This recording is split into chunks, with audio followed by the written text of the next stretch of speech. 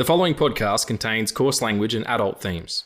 This week on the show, we're making Cubanos, screaming at food critics, loving John Leguizamo, and kind of slamming Marvel for not letting us direct the Avengers. It's Jon Favreau's delightfully delicious Chef from 2014. I'm Riggs. I'm Blood Axe. Oh, fucking Blood Axe again. Christ. And I'm on. And this is the Film Addicts podcast.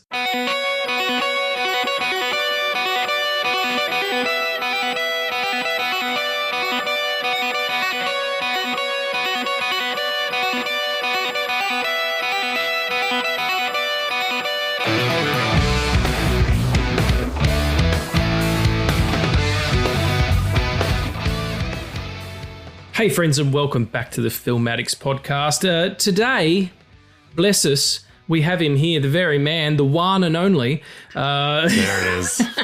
I don't think I've done that one yet. Yes. It's starting to invade my whole life. It just keeps going. Yeah, they don't stop. Mm-hmm. It's never not going to be funny. How are you, mate? What's up, buddy? Thanks, guys, again for having me back on, and a very special thank you for having me on a non-comic book related topic. Well, I mean, as far as I know, I don't think there's a food truck chef comic book out there, is there? I'll have to do some research on that. There's probably some slash fiction or something with Favreau and Leguizamo doing fucking mouth stuff with a Cubano bread in the middle of them or whatever, or putting plantains in each other's mouths. Yeah, some kind of like murder food truck gone rogue or something. I don't know. Yeah. But it does have a kind of a, you know, it's got a glossiness that like a Marvel movie does, which is interesting. And maybe that comes from Favreau's pedigree. I've got a theory about the kid and what the kid represents as well, but we'll get into that. It's beautiful to have you here. It was, we talked about, you know, because a few weeks ago, Addy put up the questions post, and then I had some you know, someone passed in the family and we had to take a bit of time off.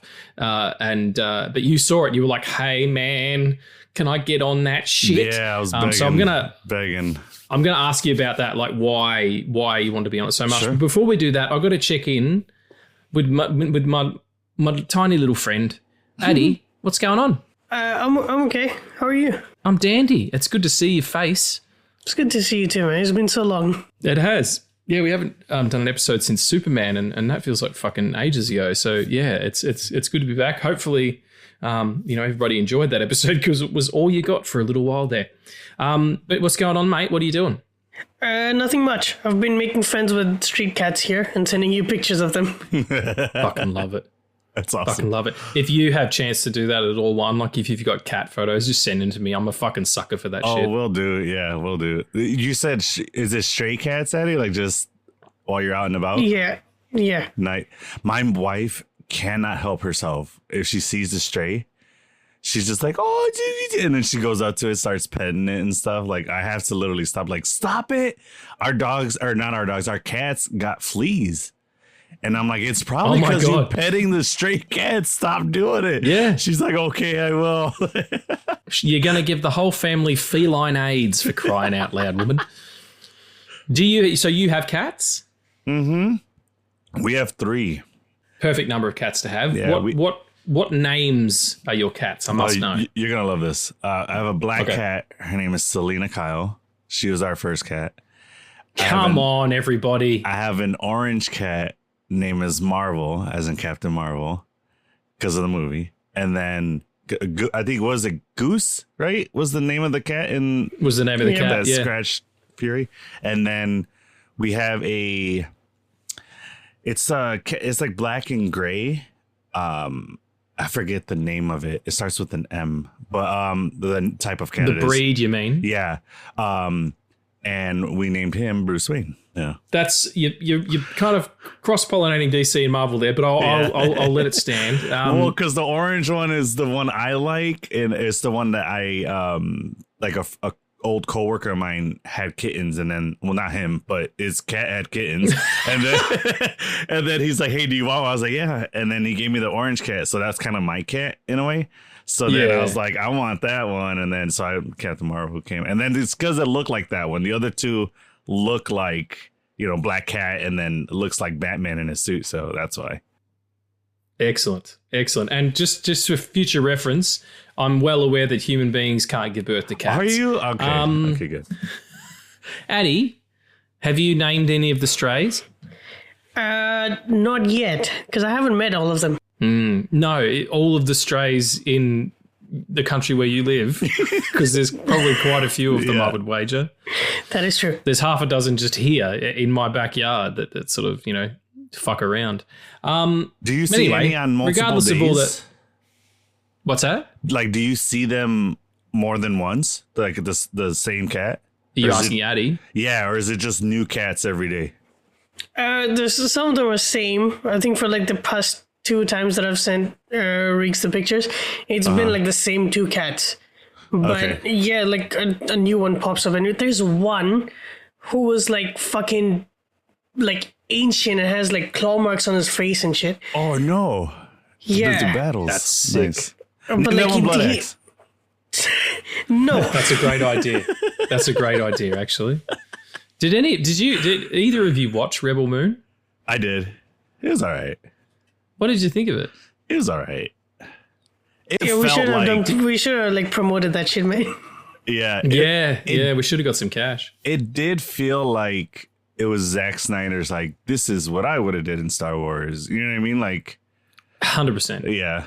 But I enjoyed it. It wasn't like this is shit, but like, it was nothing special. Did you watch the director's cut or just the normal one? I think just the normal one on Netflix. And I did see that little thing about it of like a behind the scenes thing where I told you guys, hey, that wheat field, that was real. Like they built a wheat field. That was like the most interesting thing about it. They grew wheat. That's how you say it. Yeah, it is. Will Wheaton. The fucking farming that goes on in those director's cuts, I can't even fucking tell you. Like the harvesting, and it already is, because it's the trope of like it's Seven Samurai, it's the Magnificent Seven. But the thing that it really reminds me of with all the farming is fucking A Bug's Life. So just bizarre. But anyway, just space Bug's Life. enough pussy talk and enough farming. We're here to do it, kids. We're here to have a good time. We're here to talk about some shit, and we're going to talk about what are we watching?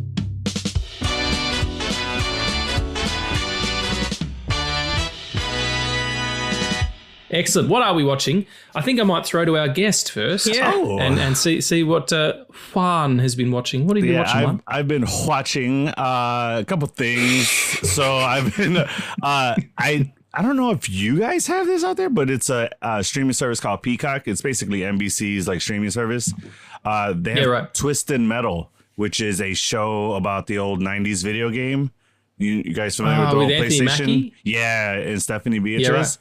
That's on its 2nd season, and they just dropped like 4 episodes. No, about 6 episodes now, I think, or something like that. But they're well into their 2nd season, and it's good, man. It's a comedy. It's a shoot 'em up kind of like, kind of show. And it's really funny. Anthony Mackie's he's playing this kind of like quirky, like, I don't know, just goofy kind of guy. And it's in this world where like a virus took down all technology, and then cities just walled themselves up. And then everything else is just like a Battlelands kind of thing. And he was originally started off as like a delivery guy. It was called a milkman, and he would deliver like supplies to places, whoever hired him. Yeah, so cars are outfitted with guns and missile launchers. It's all good stuff. That, and then the other thing I've been watching is a show, I believe it's on the Sci-Fi Channel. It's called Resident Alien with Alan Tudyk. Alan Tudyk, yeah. Yeah, I love him. He's one of my favorites. If he can be a robot, he's going to be a robot. But this one, he's an alien. And that's already in its like 4th or 5th season. Oh wow, is it that far along? Yeah, and it's a barrel of laughs. It's so funny. Like the way he's excellent. Yeah, the way he just says certain things, I die laughing. But yeah, that's really good. And that's your classic alien stranded on Earth, winds up liking humans, was sent there to originally kill them all, but he winds up liking them. Yeah, it's funny. It's a good show. Awesome. And so Twisted Metal's kind of like funny Mad Max. Actually, that's a really good way to put it. Yeah, that's exactly what it is. Yeah. Yeah, right. It's on in Australia. We have Peacock stuff is on a service called, I think it's Binge, which has all HBO stuff as well. But I don't have that service anymore because, geez, they want me back though. Fuck. I got rid of it.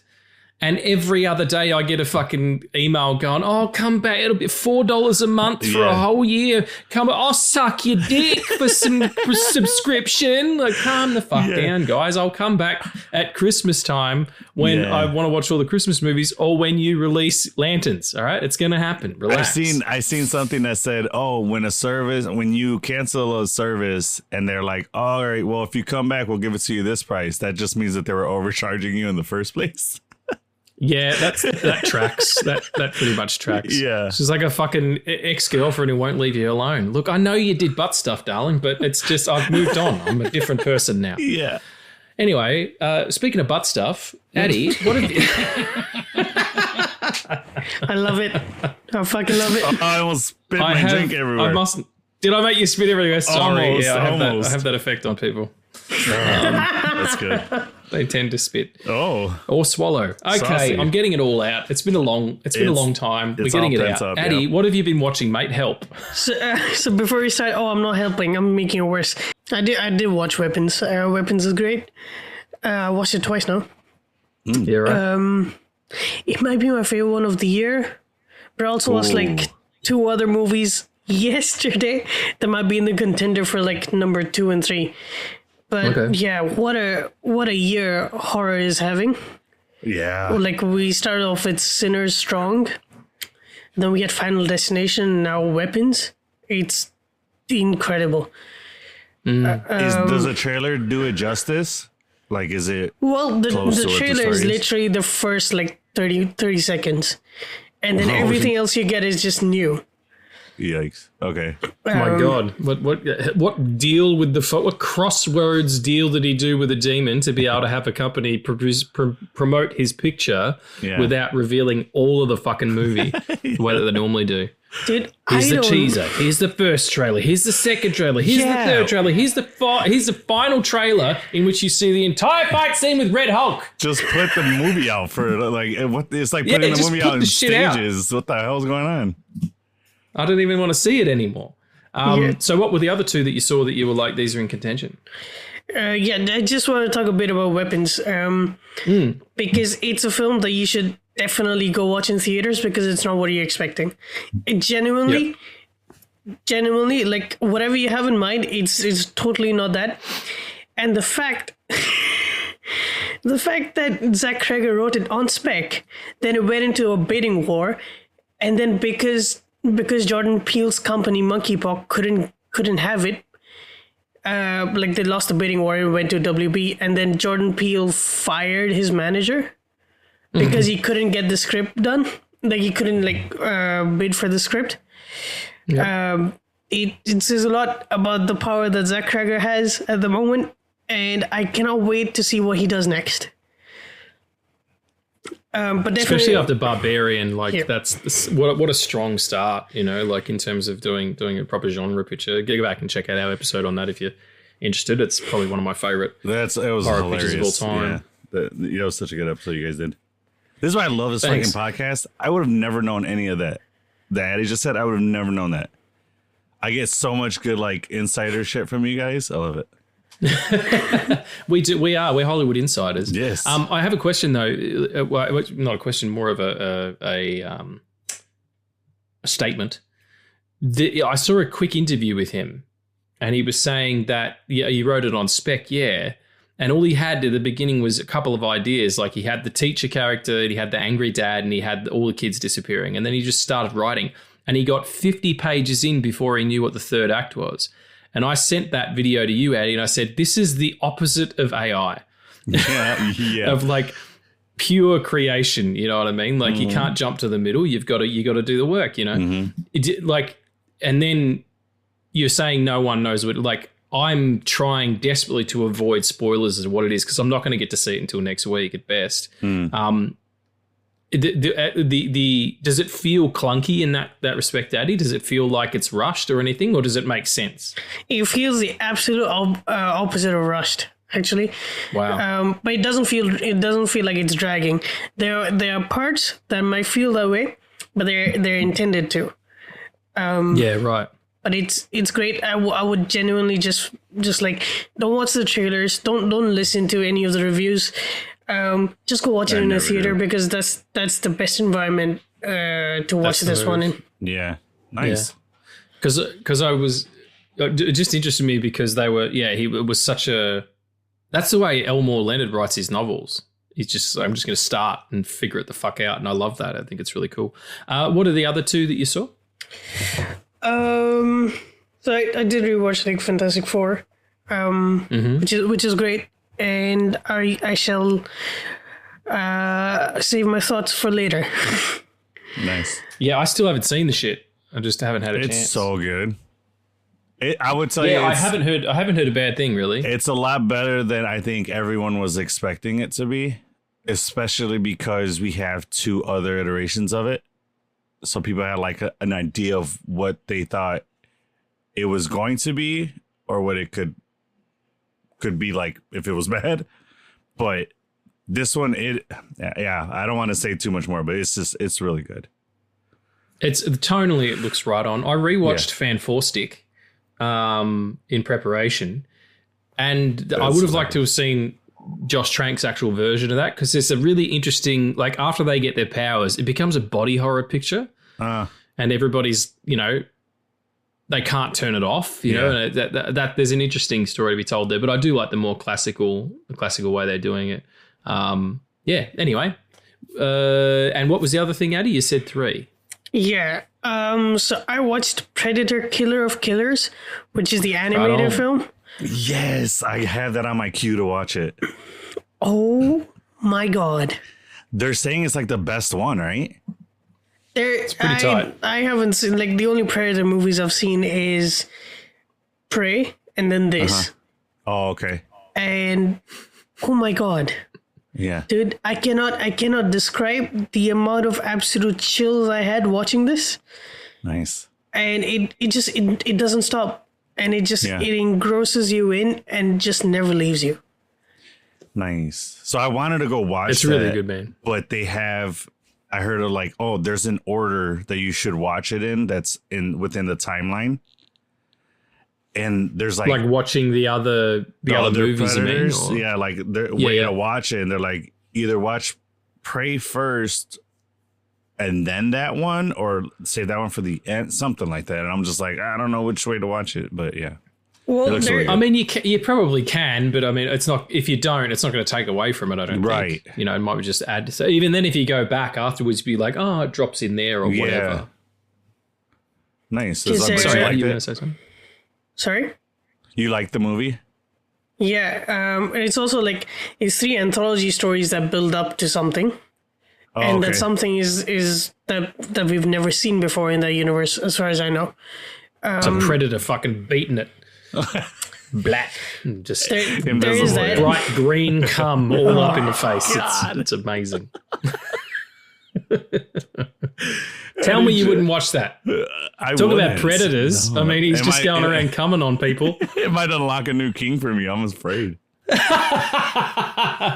Honey, I'm into predator shit now. Can we get one of those masks with a moor on it? No, we can't. I want a divorce. Okay. Yeah.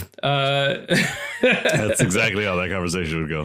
He's just wearing a green. Yeah. He's just wearing a neon green thong with the predator on the backside. A mankini. Yeah. That's a little bit more about one than I want to know, honestly. Than anyone wants to know. Yeah. The internet is not ready for that, I promise you. Absolutely not. Cool. Was that everything, Eddie? No, I did have one more thing. Last night I watched K-pop Demon Hunters on I saw Netflix. That you logged this on. Yes, dude. Yeah, my daughter loves that. When I tell you she loves it, she's playing the songs any chance she gets, and I watched it with her. It's a really good movie. It's like it's a solid movie. Is it animated or is it? Yeah, it's in the style of Into the Spider-Verse because it's a Sony animation. Of course, so yeah. I love it's my favorite animation style. I love it. Yeah, right on. Songs are good too. I'm gonna check it out. I just finished a music video that was like when the woman sent me all of the sort of examples of things that she dug and that she wanted to kind of put into it. K-pop was a big part of it, so I did quite enjoy it. I turned them down. I must tell you, I did another music video the other day, and there was a particular dance sequence that the actress or that the performer wanted to do, just a backlighter and do all this kind of stuff. And she said, can you have a look at this? I want to do like a full body shot like this video clip. And she sent me a video clip for a song by a woman whose name escapes me. But the song is, she is asking people if or do they want to know the color of her underwear. Do you know what that song is? No. She's British. No. It's something about Brat Summer. Oh, Charlie XCX. Okay.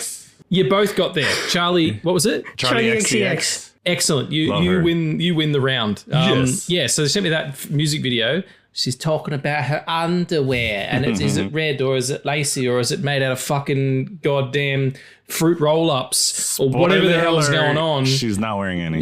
No, it's good.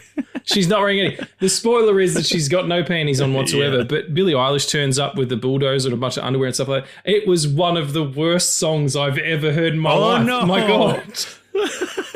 It was terrible. I just turned down and just watched the actual dancing part of it to get the reference that the artist was talking about. So that's what the artist wanted, was the way that the Charlie's video looked, or the song? Just one particular dance section. Okay. She said, "Can we do like a full body shot?" And I was like, "Do you mean like you top to like head to tail?" And she head to tail, fucking idiot, head to toes. And she's like, "Yeah, kind of like this." And she sent it, because I was going to do it all tight stuff and lock it off. But yeah, it's not even music. Like, I mean, no shade to anyone who likes it. You probably wouldn't like some of the shit that I listen to. I mean, not everybody's into fucking Sleep Token or Miles Davis, but those are two weird things to put together. But I watched it and I couldn't. I thought it was a joke that it was actually a song. And I said to Alex, who was the director of the music video, I said, "Do you want it? Have you heard this song?" She's like, "Oh yeah, it's huge. Like Brat Summer, they're great marketing." Yeah. Like, it's fucking garbage.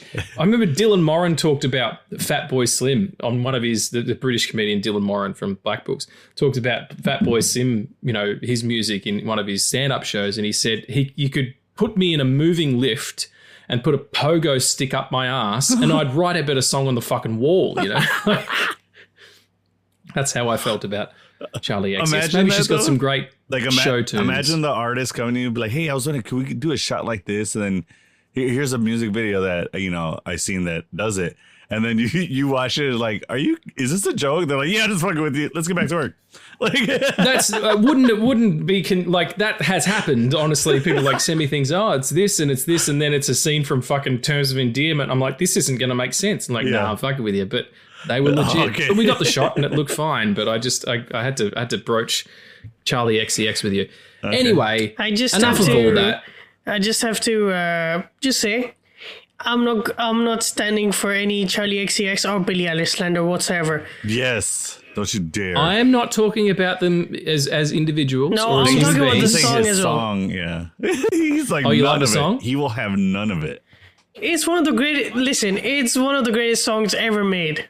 Okay, what's easy there. It's one easy. I know you like it, but easy. Now he's fucking with me. It's just like The Room, man. You just gotta understand it. You gotta feel it. Oh, okay. That's what it is it? I don't understand with your ears. That's where you went wrong. Well, I don't understand fucking rectal surgery either, which is why I don't do it. So, all right. Now, we're going to talk about some stuff, some things, some news. Wait, no, what have you been watching? Yeah. Oh, fuck, I forgot about that. I have been watching some things, and I very much love it. I watched Aladdin, King of Thieves last night. Oh. Which is the third Aladdin film, because it was the anniversary of Robin Williams' death. It was 11 years yesterday or the day before, I think.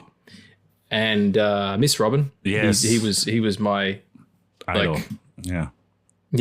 I don't know you know, if you've listened to this podcast, we've talked about him a few times. Like, I had a kinship with the guy that didn't make any sense. Like, I'd never met him. There was no circumstances by which I would ever meet him. But yeah, it was just I understood him. Yeah, he was a definition of comedy in the 90s. Like, you couldn't think of comedy without thinking of that man. Absolutely not. And he was such a dedicated craftsperson as well. And it's just sad that his faculties devolved to the point where he thought that he no longer had value, which is, you know, if you're in earshot, anybody, just, you know, love yourself. It's you. Everybody has value. We're all supposed to be here. It wouldn't have happened otherwise. The thing I took away from his death specifically was like, it's not always the people that look depressed or look down or are crying that need help. You know what I mean? It's like, oh, maybe the people always smiling and making you laugh. Ask how they are. You know what I'm saying? That's the one thing I took away from him. Yeah, absolutely. And in apathy, we mistake pain for magic. And he definitely was a magical person. And that movie kind of rules. Like, it's really funny. It loops back. Like, it bookends the series by starting with the street vendor, like ending with the street vendor that the first one starts with. And the animation's pretty tight. And, you know, it's fucking John Rhys Davies playing the King of Thieves. And, you know, it's some great songs and stuff. But yeah, so I love that. I watched Lee Winnell's Wolfman from last year. No one gives a shit. Never heard of it. Wolfman? No, I've heard of it. But I saw the reviews and they weren't that good. It's got, like, mistakenly, everybody wanted it to be another Invisible Man, and you can't do that. Like, because he directed that, the Blumhouse joint. Okay. I don't think I've heard of that one. That movie is great, but the Invisible Man stuff, not only does it not make sense, it's also very boring. To just look at a shot and it's just nothing there and be like suspenseful music and like, oh, you know. That's kind of how they do it, honestly. Yeah. Like, that is how they do it. But I like that you're like, it doesn't make sense. No, it's a movie about an invisible man, Addy. Of course it doesn't make any sense. No, but they try to make it make sense with fucking cameras and shit. Well, I mean, you know, we live in a world where there's, you know, movies where there's robots that turn into cars and vice versa. And, you know, like, and space people who come down and snap their fingers and fuck everybody's year up 5 years. You know, I'm not looking for logic here. I'm not looking for logic in Wolfman either, but fuck, it had some. It was really cool. It was like, it was a modern take on it. And the woman who plays Silver Surfer's in it. What's her name? Julia Garner. Julia Garner's in it. She plays the wife of this guy whose father, who was like a survivalist, has gone missing, and they finally sort of declare him dead, and he has to go to the guy's cabin and sort of pack everything up. And in doing that, they encounter something. I can't say it's Wolfman adjacent, but there's some other interesting shit going on. I fucking loved it. I thought it was really good. I don't know. I'm not trying to be contrarian, everybody. I just end up liking stuff that people don't dig. Maybe I'm dim. Do you like what you like? There's nothing wrong with it. I'll check it out, man. I'll check it out. I like werewolves. You'd fucking love it, man. Like, I feel like it's right up your alley. It feels like Barbarian. It really does. It's so well executed, and yeah, I dig it the most. I feel bad. I messaged the cinematographer and was like, because I'd spoken to him. He's an Australian guy, and he did a film called The Dry here, and you know, I'd messaged him to say how great it was, and asked him if he was working on this, and this was years ago, and then finally saw it, and I messaged him like, it's fucking beautiful, man, like such a stunningly photographed picture. So yeah, check it out if you get a chance. Wolfman from 2024. Hey, listen, I like the Craven movie, so I'm not gonna sit here and knock anybody for liking what There's they like. There's nothing wrong with Craven. I liked it. Craven is the second best Sony Spider-Man adjacent movies. The villainous one? Morbius, Craven, the first Venom, and then a huge cliff, and then and then the rest of Venom them 2, Venom 3, and then a fucking another huge cliff, an abyss, and then Madam Web. Oh man. Just I think about that and I'm like, imagine what that could have been had they let Marvel have a say. in what goes on, or shit, just let Marvel use those villains. Kraven would have been amazing in a Spider-Man movie. I feel like he would have did way better had you made him an antagonist in a Spider-Man film. I think that would have been a really interesting way to go for Brand New Day, that he's been, not Brand New Day, No Way Home, because everybody finds out he's Spider-Man. And so, you know, what's stopping Vincent D'Onofrio as the Kingpin from hiring Kraven to go and kill him? You know, like that would have been really interesting. But I said it to Addy before, those Sony Spider-Man pictures would have benefited from them leaning harder into genre and have them just be horror movies, because they all fit. They're all about, you know, body horror and, you know, weird alien shit and fucking vampires. It would have been cool for them to be like, you know, Spider-Man After Dark kind of situation. Well, I think the main thing that messed them up was they had to be rushed. They had to have one out every 2 years or whatever it is, and like them just scrambling to push something out is like what killed them. To keep the rights, or no? Sony has a deal where they have to push out like a Spider-Man property or whatever it was every 2 years. Oh fuck! Yeah. No, that's not going to lead to good art. No, that's not it. Actually, what was it? Sorry, because I remember Kiki was in. telling me about it. It's something with 2 years. Well, no, okay. So the deal that Sony has with okay, first of all, Jesus Christ, this is bizarre because the deal is bizarre. The Sony owns all Spider-Man adjacent characters, so that has like Spider-Gwen, Silk, Miles, Spider-Punk. Oh wait, yeah, I think I remembered. Go ahead. Right.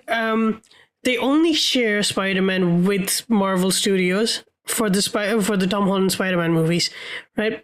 And the thing is, it's a Sony production, and they have from the date of release of one Spider-Man film, Sony has to have a Spider-Man film within the next 5 years, or the rights of Spider-Man revert back to Marvel. They did not have to rush anything with those characters because they own the rights to all those characters. They had 5 years to push something out. Yeah, they had the opportunity to have Andrew Garfield as Spider-Man in all of those shitty ass movies. Yeah. They just didn't do it. At least one, just one part with Spider-Man probably would have saved them. And then, is it true that whoever Sony used villain-wise, Marvel couldn't use? Yeah, like Spider-Man adjacent villains, like Vincent D'Onofrio as Kingpin can have like a Daredevil show for sure, but he can't appear in the film because that's technically a Spider-Man villain. Yeah, and for that they have to pay Sony, and they don't have a deal for that. Yeah, I remember Vincent D'Onofrio saying that. He goes, "I don't know if we'll see that because of rights," and I was just like, "Ugh." Yeah. Fucking needlessly complex. Can't we all just get along? Crying out loud. Sorry, I brought it to comic books, and I apologize. Let's get back to it. All right. No. That's why you're here. We need you. We need you for that. That and also some fucking, you know, representation of I know the protagonist for Chef is a straight up white dude, but there's a lot of Latin people around him. There is. So, yeah. We'll get back to it. And the other thing I watched, and I only tell you this because it comes with a really good story, and Addy knows this. I watched the most recent Star Wars trilogy, so Force Awakens. Oh, nice. The one in the middle. The Last Jedi. The Last Jedi. Last Jedi. And your mum. What is it? Rise of Skywalker. Dead Speak. Rise of Skywalker. Yeah. Your mum. And I watched them as a curio because I think I'd seen them before, but they didn't register for whatever reason. I'm not a huge Star Wars person. I dig it all, but I wasn't into it that much. And I watched them, and they're totally fine. I like the middle one the best. But I messaged the Sequels Suck chat group, which is me, Cable, Gus, and Sean. For anybody who listens to the great podcast Sequels Suck, all my Australian pals, we do this show, or they do this show, and they have me on sometimes where they talk about sequels. And we have a chat going the same way that we do with Till the End of the Line. And just talking about nerd shit and, sending memes and stuff like that. But sometimes the conversation gets quite heated because we're all, roughly 40-year-old white men. But they get me on because I'm kind of like, I'm a peaceful man. I don't have a lot of hate in my heart. So they kind of get me on to be a good leveler. When I tell you that the the chat blew up when I said, it's illegal for me to like these movies, right? And put my phone down and came back maybe an hour later to it. The fucking diatribe that was going on between these three gentlemen, it wasn't directed at me. It was, I kicked it off and then they were fighting. It was text and then there were like voice messages and it just went on and on and on and on and on for ages of them like arguing about them being good and shit and good shit or whatever. Yeah. And at the end I was like, oh, I'm glad I, fucking... And what's everyone's problem with the middle one or what? Or does everybody like Andor? And Gus was like, are you just throwing grenades and running away? You really are, yeah. Dude, you can't do that to Star Wars fans. They'll full on wars will break out. It did, but not against me because I'm like this. I'm fucking Switzerland, and the last it was you throwing grenades and running away, and I just wrote. Greedo shot first, and just was like, Riggs has left the chat. Yeah, but bless those guys for their good sense of humor. But I quite enjoyed those pictures. That they're good fun. Do you want to do some news? We got a couple of stories. They're very good.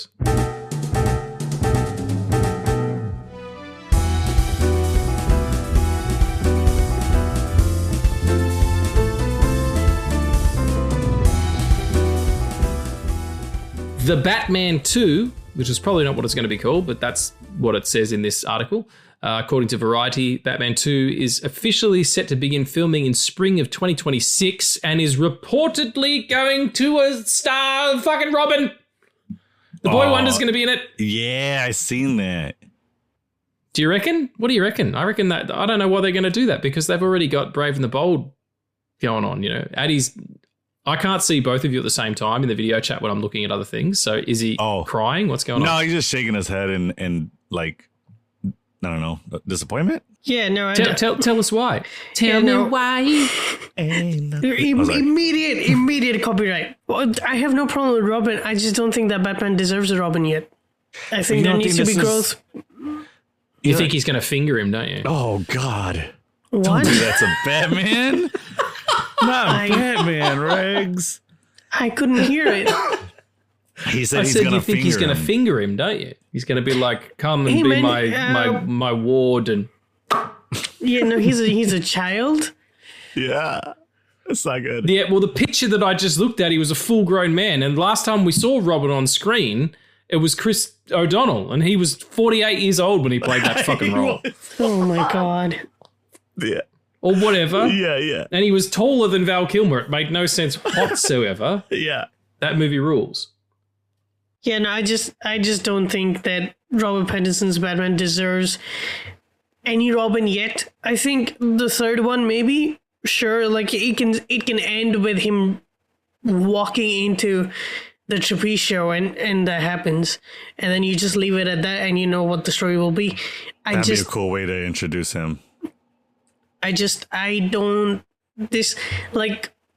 was a lot of, and there still is like a lot of debate around what if this is just the DCU and he is in the same universe as David Cornswett's Superman. And for me, it's like the reason why it's Elseworlds is because it's such a defined universe that Superman can't exist there. Like the symbol of hope that world has is Batman, and that's how dark that world is. Yeah, like those things don't mash up, and the thing is, when we get Robin, believe it or not, agree with me or not, Batman grows. Like Bruce Wayne grows. Like there's a Especially reason. When he's fingering people, he grows. And no, Regg's not in his pants. He's not talking about in his pants. Sorry. Jesus. I just got that joke as well. I'm so slow. It was an erection joke. Yes, thank you. Yeah. My first of that. Grows isn't like fucking. Never mind. No, it's never not an erection joke here. Sexy. It's never not going to be dirty on here. I'm sorry, everybody. If you have a problem with the content, you just don't listen. It's really easy. You just don't look there. It's fine. If we get to see Batman 2, and Dick Grayson is like 26 years old, and then Bruce Wayne and Dick Grayson are cock-talking, that'd be perfect. I don't think that will happen. Wow. Dick kisses. But Dick kisses. Hold on. But hold on, Eddie. You don't think that, like, with the tone that the Batman has, that'd be a good place for Dick Grayson to be in if there is going to be a Robin with the Batman? I mean, obviously we got Brave and the Bold coming, but in like as far as the DCEU, like Elseworlds and stuff like that, you don't think that specific Batman would be a good tone for Dick Grayson to be in? No, because Dick Grayson brings life into Bruce Wayne's life. Like he brings light into Bruce Wayne, and that Bruce Wayne fucking is allergic to light. Well, that's why I'm saying I think it would work, because it would help Robert Pattinson's Batman get to that place where we like Batman to be. No? I'm just gonna agree to disagree then, because I don't think it's not even about agree to disagree. I'm wondering like your thoughts on that, because I don't feel either way about it. I'm just wondering like, could that work, and if so, what would that do to the movie? Because I think I understand what you mean with like, because if you introduce that, it changes that Batman, and it changes probably the tone of that movie, right? Yeah, I mean it changes Batman forever from that point onward. Yeah, so if that's what they're going for, then yeah, put Dick Grayson in. But if you want to keep it that tone of Batman, you gotta leave him alone. Yeah, to be honest, he's what, year 2 in the first one? Something, yeah, he's in the first year. It's picking up like immediately after the Penguin, so he's still year 2 then. Oh, okay, yeah. So like it's. Like I would genuinely like if like that trilogy ends with him walking into the Flying Grayson show. I think because then at that point you have enough with Bruce to know that he's ready for a change and he's ready for growth, right? Yeah. I just at this point in time, I don't think he deserves a Robin. Okay, that's fair. Well, I guess we'll find out. Well, I've just got one last story, and then we'll do one of yours, Addy, just because we're running a bit long here. This one is just absolutely flabbergasting. Michael Bay will officially return to direct a new Transformers movie. Fuck! Like, what's going on here? According to Deadline, I don't know who they are, but whatever. Michael Bay will officially return to direct a new Transformers movie at Paramount. Official movie at Paramount, blah, blah, blah. He will develop a new version, in parentheses, of the franchise, reviving it in a way that is different to the original.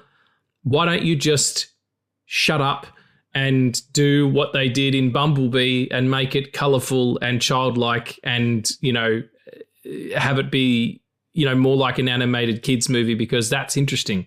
What's not interesting is a bunch of things that you can't see because they're over-animated. I thought after Rise of the Beast, where they dropped that little Easter egg about G.I. Joes. G.I. Joe, right? I thought that's where this was going. I was like, oh, cool. We're going to get G.I. Joes and Transformers and start building on that universe. But now they're like, nah, let's go back and try to redo it all or whatever the hell they're doing. I'm like, what? I'm still going to go watch it. I'll be right there. But of course he will. Opening weekend, but I'm like... Just eat your slop. Eat your fucking slop, man. Eat it. Give me 2 of your stories, Addy, because we're almost been recording for an hour and we haven't even talked about Chef yet. San Diego Comic-Con, they announced that The Legend of Vox Machina is renewed for a 5th and final season. They'll be ending the Vox Machina arc, which is their show on their first campaign with Prime Video. And then they announced that the second animated show that they're doing, which is based on the second campaign, The Mighty Nine, has not only been greenlit for season 2, but the episodes of season 1 are going to be hour-long compared to Vox Machina that was like half an hour. So they're going to be hour-long episodes. It's already been greenlit for season 2, and season 1 of The Mighty Nine is coming this year in November. And then, then also a live show that Campaign 4 is also starting in October, which is fucking insane. But like Brandon Lee Mulligan is the one who's DMing it, so I'm really excited. Yeah, it's funny. I've been sending a bunch of Critical Role reels to Addy, and he's like, dude, how are you getting all these reels? I'm like, I don't know. I'm just seeing them now. Because you said the words Critical Role near your phone. That's probably why. Yeah. Speaking of Critical Roles, they're really important when you make a sandwich. It's chef. We're talking about Cubanos and platanos and yuca fries and all of the best fucking food that might turn me not vegan. I'm gonna tell you that much. Yes. It was a really good rewatch the other day, and I messaged Addy and told him about it, and it's like it's such a well structured movie. It's a great script. Everyone's performing their heart out. The food porn is fantastic. It's so great. Let's do an episode on it. And as soon as that happened, as soon as we put it out there, you said, I want to be on that shit. Tell me why. What is it about this movie that made you want to talk about it? This movie, it's great in like every aspect you could think of. Like, it's 100% my favorite Jon Favreau film, and like just the story he tells, and like it's like I was telling you guys, like I watched it again, and on this latest watching, I started seeing things in a different way, in a new way. So like I started noticing like, oh, okay, yeah, it's a movie about a chef and, you know, this and that. He has this downfall, but like, so the plot of the movie is like, okay, it's him getting back to his passion and his love. But through that, he builds a new relationship with his son. And then that kind of like takes the focus of it. And I love that. Me being a dad, you know, like I see that, I'm like, this is beautiful. Like you get to see him rebuilding himself, and in that builds a new relationship with his son. And then like, yeah, you got food porn and this and that and some jokes here and there, but like it's just a great overall story. I loved it. It's a real heartwarming film. Yes. You know, and it's doing something really specific, and I like that. There's never been anything like it. And it's so hard to be original these days. You know, there's films about cooking and stuff like that, but about this in particular, and especially the culture that it's around, you know, Miami and you know, the Cuban food and that kind of the Latin vibe, that the whole thing, and the music, you know, all that. And the food truck thing too. Daddy, yeah, absolutely right. Like, and it was kind of birthed out of, he did a show, the chef show, the cooking show that he does on Netflix, a reality show. And the guy that he does that with, that's kind of his story. He just sort of got fed up with the system that was in place for restaurateurs and you know, chef de cuisines. Are you talking about Chef Roy Choi? Just started this food show. Yeah. He just sort of started his own shit. The thing I love about it is, and I think what separates it is that Jon Favreau went into it and he's like, listen, he talked to the guy, to Chef Roy, and he's like, you know, I want to do this. And at first, Chef Roy kept denying him. He's like, no, I don't want to do it. I'm not going to do it. And he goes, all right, you know what? If we do it, we got to do it right. And Jon Favreau was like, yeah, absolutely. And that's what it separates it from all those other food movies, is that he really focuses and shines a light on the food. Like, that's why you get so many shots of Jon Favreau prepping the food, and it's him actually prepping, cutting, dicing, all that stuff. And the man got some skill. Like, I don't know if you've seen him doing those fast chops. That was him. Like, it's a full shot of him in there chopping it up. And I don't know, I think Jon Favreau got a real passion for food in this film, because like you would see him constantly like taking food to people. Like when he would go on talk shows, he would bring food and stuff like that. But I think that's what separates it, is that there's a large focal point on the food itself. Like the food is a character in this movie. That's such a good way to put it, actually. Yeah. And the guys, you know, what's the chef's name again? Roy Choi. The guy. Yeah. What is it? It's Roy Choi, CHOI. Roy Choi. Yeah. He said, he's like, part of the reason is because we're all fucking comic nerds as well. That we're like, it's Favreau. He just did Iron Man. Like this could be awesome. Yeah. I'll come back to my theory about the kid and how it relates to the Iron Man thing. But I want to talk to Addy, you know, because you were on board for this straight away. What's your relationship to this film? Oh, it's a great father-son story. And it's around the one thing, like my one true love, which is food. But it's generally just really heartwarming, and like in any other screenplay, any other director would have taken the shot at this. Sofia Vergara and Jon Favreau wouldn't have ended up together at the end. And like that relationship is really special because you never see that kind of stuff. Like they're not exes that hate each other. Like they genuinely love each other as people, and they know that there are things that don't work when they're together. So they have their distance. And I genuinely love that relationship. I also love like Robert Downey Jr. isn't like this fucking mustache twirling evil guy. He is rich and weird, which is just Robert Downey Jr. I was just gonna say, did he just play himself in this film? Because I felt like I was just watching. That's all Robert RDJ. Downey Jr. does. Yeah, he's just like, okay, RDJ's in this film as RDJ. All right, cool. So I have a question for you. Yeah, that particular scene though is like, where he's in there and it's like hilarious. The double entendres going on. He's like, or I could keep it. He's like, the carpet. And he's like, no, the baby, do the right thing. Yeah. Like, you're like, what fucking planet are we on in this scene? I love it. Yeah, Jon Favreau has no idea which conversation they're having as they're having which it. one he's hilarious. having. Yeah. It's like a fucking, it's like a two Ronnies routine. Yeah. Sorry, Addy, you were going to ask Juan a question. No, I was going to ask you a question. What is your relationship with this film? And the fact that in like the first 2 minutes that Jon Favreau is skinning a pig, I was really curious as to how you liked it. Yeah, I'm not going to say it's easy, but shortly after he makes what can only be described as a fucking cum-inducing toasted cheese sandwich, and I have to forgive it. No, it is hard. Like everybody knows if you listen to this show, if it's the first time listening to this show, wow, it must be esoteric as fuck because we've talked about all sorts of shit. But I'm a vegan, so I don't eat meat or animal products. It is a moral choice. I don't agree with eating animals. I don't judge anybody else for doing it, but I can't bring myself to do it. Yeah, it is hard watching it, especially now. It's the first time I've watched it in a long time. Like and probably my animal, my love of animals is even stronger than it ever has been. So yeah, there's parts of it that are harder to watch than others, but I can kind of get over it because the love that's on screen for the craft that's going on, regardless of the no animals being tortured, He respects it all. He used the whole pig, that kind of thing.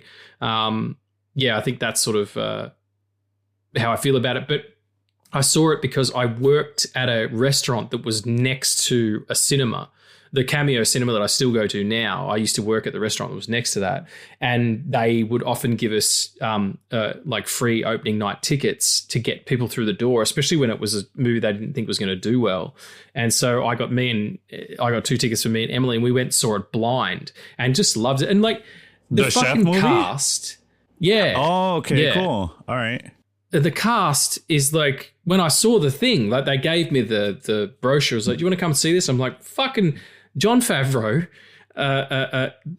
John Leguizamo, Dustin Hoffman, Scarlett Johansson, Sofia Vergara, whoever that kid is, RDJ.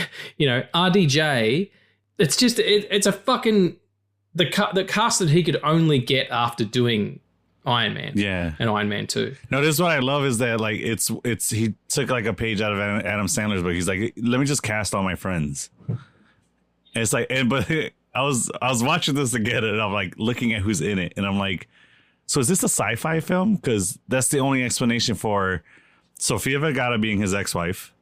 His fuck buddy is Scarlett Johansson. He's best friends with RDJ. I'm like, what's going on here? I'm like, there's in what world is Sofia Vergara marrying Jon Favreau? And then that doesn't work out. The absolute fuck do you mean by that, man? What do you mean by that? Jon Favreau's cool, but let's just Sofia be real. Vergara's overrated. She is a knockout still.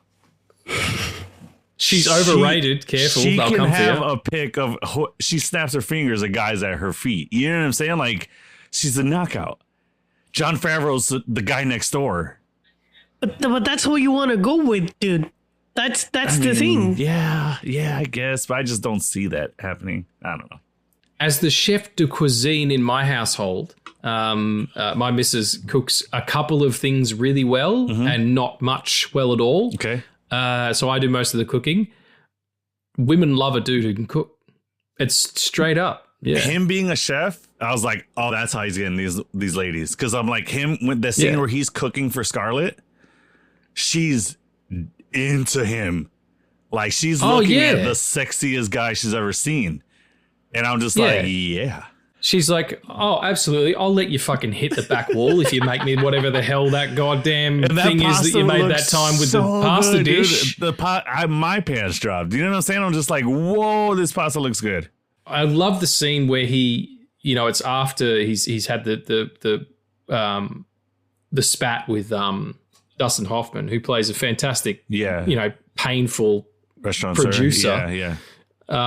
You know, and he's like, you know, what would you do if you went and saw the Stones and they didn't say Plate of Satisfaction? You'd fucking burn the place down. Where he goes home and makes all the food before he goes and shouts it. Oliver Platt is the dude. And I was asking you off mic as well. One, you're a Latin gentleman, or you're of Latin descent. And you were sort of saying that there's certain things, Mexican and Puerto Rican, Portuguese, Puerto Rican, sorry, yeah. And then that's kind of a stone's throw from Cuba as well. The culture similarities are very close. So like the way that he's prepping the food and stuff like that, I'm like, oh yeah, that's literally like almost the same way. I think what it is like they have different accessibilities to different spices and stuff like that, or stuff is just more prevalent to them, or you know, they like that more, or whatever it is. But like a lot of the seasonings he's using and stuff like that, obviously he's a professional chef, so his you know, selection is grander. But here, like, I use the same seasonings in damn near every meal, so it's just like seeing what he's doing, it's just on a bigger scale. So I'm like, but I know like that's gonna taste amazing, or I know that kind of like flavoring that food is gonna have. That's what I was gonna ask you guys. So like, forget my ignorance on it, but like where you guys are, is there a big selection of like Hispanic foods or Latin foods? Like, well, Addy, I'll let you answer. Well, yeah, Regs, I know yours more on the vegan. I mean, you have a vegan diet, so I know you're probably not even looking for that. But do you know of that besides Mexican food? I know Mexican food is everywhere. I get that, but like as far as like styles like this, like Cuban food, you know, stuff like that. No, I don't even know if there's anything approaching that. And if I looked for it, I could probably find it. Melbourne's pretty diverse. Like, it's got a lot of, the culture here is fantastic. Like, it's one of the most multicultural cities in the world. But I don't, like, specifically Cuban food, probably not. Like, you know, you throw a stone, you'll hit a Mexican joint. Right. That's, you know, and everybody working there is, it's white. Like, there's no actual Mexican in the kitchen. But, I probably would be hard pressed to find Cuban food. What about you, Addy? Yeah, had you guys seen food like this then before this movie? No, really. I didn't even know what a Cubano was. Wow, that's crazy, Addy. What about out there? When he was doing, you know, the plantains, I thought they were potatoes at first when he picked them up. Okay, and then he's like, the plantains. I'm like, oh, that's what a plantain looks like.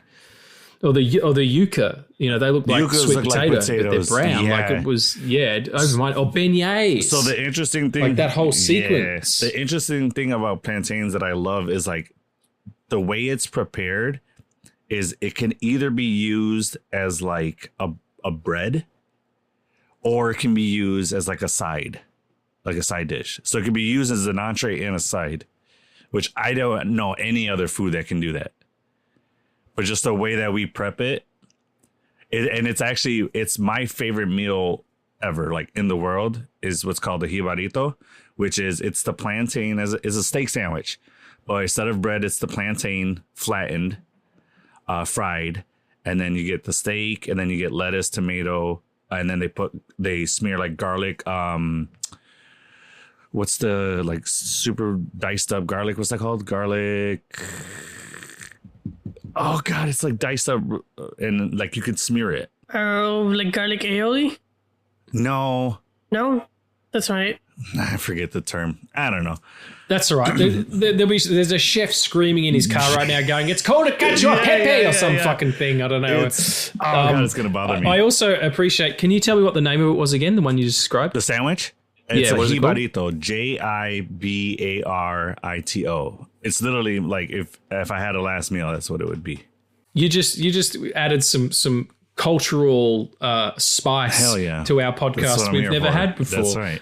And that reminds me, Addy, you should sign off one day speaking your native tongue. That'd be interesting. Do you speak Spanish? A bit. So I grew up, it's my second language. So I grew up just speaking English. And then it's funny because I asked my mom, I was like, hey, why didn't you guys ever teach me Spanish? And her answer, which I loved it. It's so my mom, she's like, well, you're a fucking idiot. I can't teach you anything. That's probably true. But she's like, we didn't speak it in the house. I'm like, oh, okay. So that means the rest of the world just stopped speaking Spanish. I'm like, all right, that's cool, Mom. Thank you. Thanks. And then, so yeah, cheers. I just learned it in high school, which gave me like your basic, like I understood what people were telling me for the most part. But then I took it in high school and was able to like kind of like make a conversation now. And then, marrying my wife and her family spoke mostly Spanish and like they know English too, but when they're around, she's Mexican. Yeah. So she's Mexican. Yeah. So when I was around my wife's family, they all speak Spanish to each other because that's their first language. And it just makes sense. So that's where like I started to pick it up more. And then working, I moved to the South Side of Chicago, which has a big Hispanic culture, big Mexican culture here.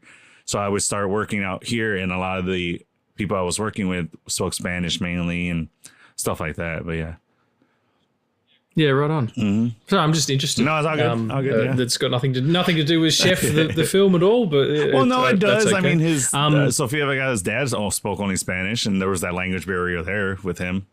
Yeah, there's that scene's like where you see that he's a musician, and that's where the fire gets sort of lit under Favreau, and they get the truck, and I really love the cleaning sequence. Yeah, you give it up for the curation of the soundtrack on this, like fucking Al Green and Travis Clark, and it's just like fucking fantastic. Real quick, that scene's. Can we go back because you mentioned the beignets?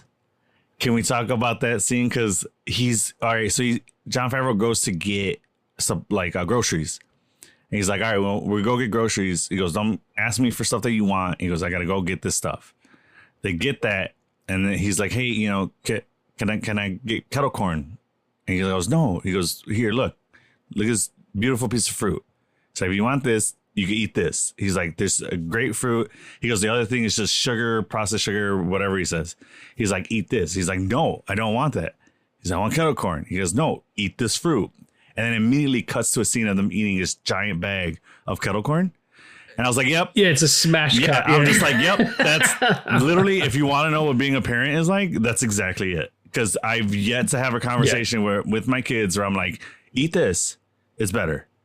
Nope. Every time I just get them what they ask for. And it's how being a parent is. I will say this though, and if you're in earshot and you haven't had kids, but you're thinking that maybe you want to, if there's even a part of you that might think that if that child grew up and decided to identify as not the sex that it was born, or be attracted to people other than the opposite sex, or be attracted to everybody, or whatever variation it could be, if you think that you can't handle that, don't fucking have kids. That comes off the back of a really difficult conversation I had earlier in the week. But if you can't accept who your children are going to be 100%, regardless, I mean, if they're going to be psychopaths and want to eat people, that's a different thing. But if it's just about the choice about who they want to love, if you can't handle that, fucking get a dog or something and fucking shut your face. Yeah, no, I literally, and my wife and I had this conversation, and we're like, hey, listen, we need to let the kids know how we feel about whoever they're going to love. And I'm like, yeah, we definitely have to. So privately to each of I have a son and I have a daughter. And I told them, I'm like, listen, whoever you choose to love is you're right. I will never, I'm like, I will be okay with it. I'm like, but I need you to know that I'm okay with whoever it is you choose to love. I'm like, I will love you no matter what. That will never change. I'm like, who you choose to love is who you choose to love. And that's okay. I told that to both of my kids. And they're like, okay. They're really young now, so they probably didn't register. But I needed them to hear me say that to them. Oh, no, that'll stick, man. Like, that's important information to have. I applaud you and your wife for doing that, because that's, you know, it must be and maybe it's not a hard conversation because you're just like, whatever, who gives a fuck? But I just feel like in this day and age, you can't consider having kids and have that thought process of like, well, no, they need to be whatever. I mean, unless you want to grow up and you want to love Charlie XCX or whatever the fuck it is, you shouldn't do that. Like, that's callback. It's just a waste of everybody's time. But no, I think our generation needed to hear that. The people growing up in our age range needed someone to hear that, and they didn't. And then that's why you have what's going on now, unfortunately, with some people and some cultures. Like, just people just needed to be I think loved. the confusion around it would have been less for people my age. Like, if you could have just been like, hey, Dad, I'm gay, you know, or whatever, the conversation would be more about, it's like in Schitt's Creek where he's like, my son's pansexual, you know, I love him and I accept who he is, but I just don't want his life to be hard. Everybody's fucking life is hard, you know, like it's that it doesn't matter what choice you make. We're here for such a finite period of time. Like, stop holding grudges, everybody. It muddies your spirit. Just the opposite of love isn't hate. It's fear. And if we can all get on board with that, fear can be combated. Hate really can't, you know? So just, anyway, go with love, everybody. I had a really particular conversation earlier in the week and it's stuck with me. And this is my only platform. Yeah, fair enough, yeah. Listen to me, the internet. Yeah. Anyway, we'll talk about Chef. One of the things, all right, Clarky. One of the things that really struck me about it on this rewatch was the Twitter stuff. That kind of and how not only it's a huge part of how the story is told, because it becomes, first it's a weapon and then it becomes, you know, something tool, that they used for good. Yeah. But yeah, exactly. But also the way that they show it graphically, like I can't think of another movie that did that beforehand. Yeah. I know there's been a bunch that have done it after, but can you think of any? Like the little birds flying off. Yeah, when it hits send, it turns into a bird and just flies off. Yeah, I love it. And makes the tweeting noise and all that kind of shit. Yeah, I just thought it was really interesting the way they show that actually on screen, you know? Yeah, no, I agree. It was a really cool, interesting way to do it. Yeah, this was the first time I saw that. It's also, it kind of dates the film a lot. Because this was what, 2016, 2017? 2014, yeah. So by that time, like Twitter were like 2015 and 2016 was like when Twitter was at its height, and then it was Instagram does this shit. I think the only other film that does do this is the adaptation of Chef, but in Bollywood, and they adapt it fucking perfectly. Hang on a minute. Yeah. Hang on a minute. That was my introduction to that's the next episode. This version of the Chef. Yeah, we got to do an episode on that now. Yeah, because that film starts with inspired by Jon Favreau's Chef or something like that. So what's the plot of that El one? Jefe. Well, it's the same. It's just it's so culturally different than like all the cultural stuff you have here. It's just put in a very different perspective, and it's really cool. But it's Indian. That's what I'm saying. So it's Indian food. I fucking love Indian that's food, so cool. by the way. That's fucking, I'm going to watch this movie. Yeah. I hope I can find it. And I think they make like here it's Cubanos, but in that film it's I believe it's just like pizza on like chapati. And so it's fucking vegan as well. Oh man. I'd love a Papa Dom or a Mama Dom. Like, I don't mind. I like them both. Well, that's cool. I'm going to have to check out that version of it. Fuck, they need to make an Australian version where we make damper. What's that? Do you all know what damper? Nope. Yes, all right. I'm going to tell you about damper.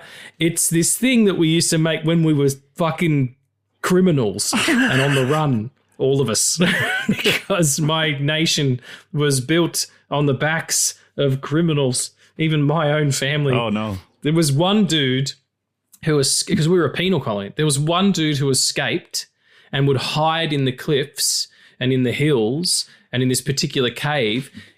like right where the I think it was the Bass Strait where the ships would come in and drop people off, and he would just run out and like harangue and swear at the boats.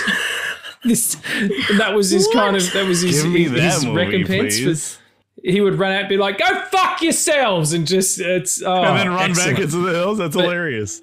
And then run back into the cave. Exactly. Yeah. Now we have a damper is basically bread that's made with just water and flour, and it's made in a campfire. And they would have the billy, which is your kettle, on top there, and you would make your tea on there. My mum used to make these things called Swaggy's Friends.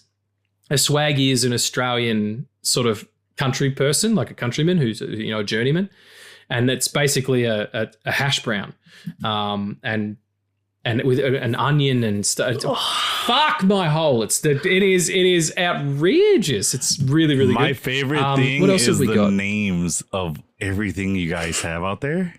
I want a list, and I just want to marvel at the list of what did you just call that? A swaggy what? Swaggy's Friend. Come on, how is that a which food? sounds like a sex That's move. amazing. Like, yeah. That's incredible. Yeah, yours sounds so cool. What was yours? Jibarito, let's do this. Let's play a game where is it a food or is it a sex position? And then just rattle off everything in Australia. Australia's going to be quite good. So yeah, what was Hibaritos? What is it? Hibaritos, like he and then burritos. Oh shit. I'm not going to do the accent. No. Just say he misappropriation. He and then burrito. Hey burrito. Hey. That was Native American. Yeah, What am I doing? American. What? That's. I know. I'm miles off. And what was the one that you said before, Addy, that they make in the Indian version of the chef? It's a what? A pizza, but it's it's called rotsa. So it's just pizza on a roti. That sounds awesome. Yeah. And I'm like, Swaggy's Friend, damper. Damper sounds like you have like some sort of you're sloth from the Goonies and you have a developmental disorder and you're trying to say that something's wet. I just hear like another nickname for Grandpa. Hey, Dampa, come here. You want some tea, Dampa? Fuck, why did you bring that kid? Yeah. Stop bringing that kid to this house, all right? He calls me that. My name's John. Yeah. Anyway, we got that. The other thing we do really well here is like the pub meal. Maybe that's kind of been kind of usurped from our British heritage. Yeah. But we do pub meals like big fish and chips or whatever. But the thing we do here is a parma. And we call it a parma, but it's a parmigiana, like a big schnitzel, like a chicken schnitzel, or you can get vegan ones of it where it's eggplant or whatever. Yeah. And they lather it in, Napoli sauce and ham and cheese, and you have it on chips and stuff. But there's places here that do there's one place here that does 100 different versions of that where it's, all the different toppings and all that kind of stuff. So we do that kind of well. So you just said like pub meals and stuff, and here in the States, we have Foster's beer, which is Australian, but it's an Australian beer. So, but I just love the commercials. Is like it would be like some crazy, Australian themed thing, and then it just ends with Foster's. It's Australian for beer, and then that's it, and then just cuts away. Yeah, and the funny thing about that is that nobody, you guys don't drink that shit, Australians. Right? Drink Foster's. No, it's fucking. It's just like here. We don't eat deep dish pizza here. It's for tourists. We don't eat it. Yep. I hate the shit. Yeah, no, it's if you're gonna eat something Chicago, it's a Chicago, like it's a hot dog, and it's got like lettuce and tomato on it. That's the real shit. Yes, all day. Or maybe even I'm thinking of Philly cheesesteaks, Philadelphia, but yeah. We have Italian beef. I have a question. Funnily named, yeah. Sorry, you got a question, Addy? Yeah, I have a question. So, like Chicago dog, does ketchup go on it or not? It's a hot take. So, generally, no. It's mustard, relish, diced onions, tomato, cucumber salt, and pickle, and then a sport pepper. That's what traditionally. Now you're fucking talking my language. That's traditionally a Chicago-style dog. But then other people add ketchup to it, and you won't be arrested. It's fine. You can have ketchup on your hot dog here. You might get looks. You might get some dirty looks. Like you fucking serial killer. You'll definitely get some looks for sure. But that's generally what it is. Here, it's onions, mustard, or fuck off. Like that's in my household. That's kind of how it goes. But I must tell you, my fiance Emily, who I talk about quite a lot, she's a very quirky young woman. She loves we call it tomato sauce here. It's different. Ketchup is just that bit sweeter, but tomato sauce is quite salty. Doused in sugar. She fucking loves it. She'd have it on me if she could, you know. And I don't dig on it. I don't dig it that much. And she had, should I get the ketchup, honey? vegan sausages. Yeah. I mean, if she wanted it like on me, that's totally fine. Yeah, that's right. It's going to ruin the sheets. So we had vegan sausages, like 2 or 3 of them, and she just covered them in tomato sauce. You couldn't even see the sausages anymore. And I said to her, I was like, honey, are you kidding with this? And she was like, what? Sausages. And I was like, okay, yeah, no, you win. You win that one, young woman. Yeah. That's excellent. Yeah. I was going to ask you something else, and I've lost it now. Oh yeah. No. So Foster's beer. Sorry, let me just talk about Foster's beer really quickly, and we'll get back to Chef. Anybody out there, if you're listening, and you don't live in Australia and you've never had a Foster's beer before, don't have one because it's basically if you were to take carbonated water and alcohol and pump it into someone's asshole and then have them squirt it out into a glass, that's Foster's. And I don't even drink, and I think that, you know, so...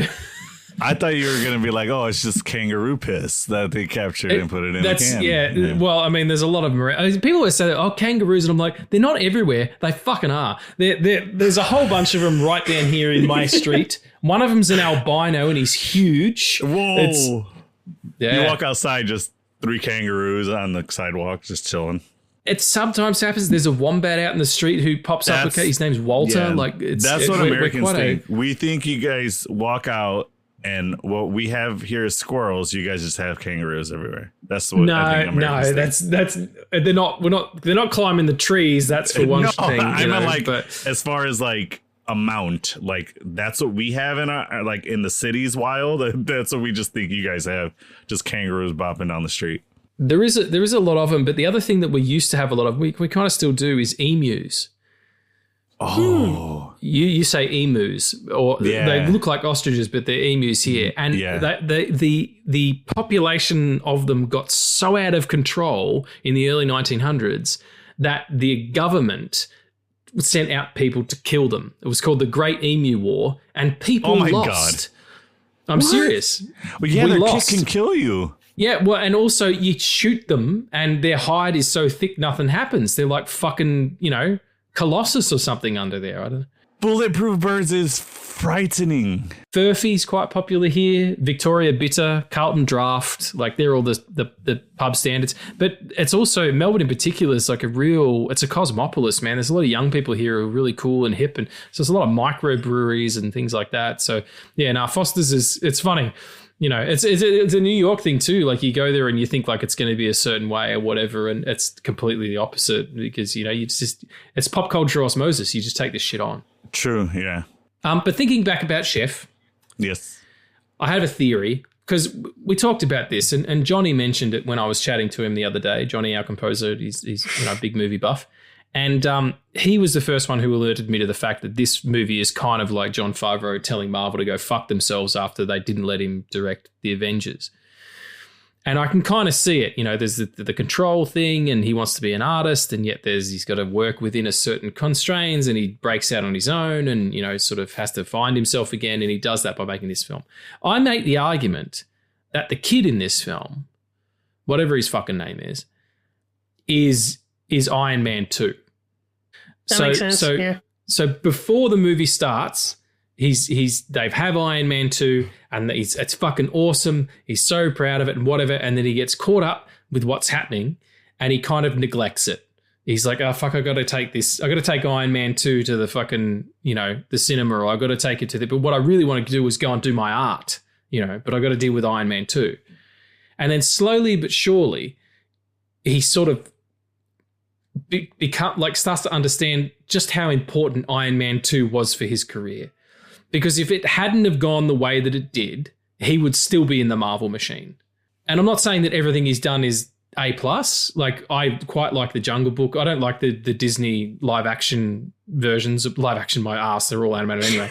I didn't see The Lion King. I kind of like Jungle Book, and he's done some good work on Mando. But I kind of like this stuff better. Like, yeah. And look, his previous film, Swingers, is excellent. Made is really good.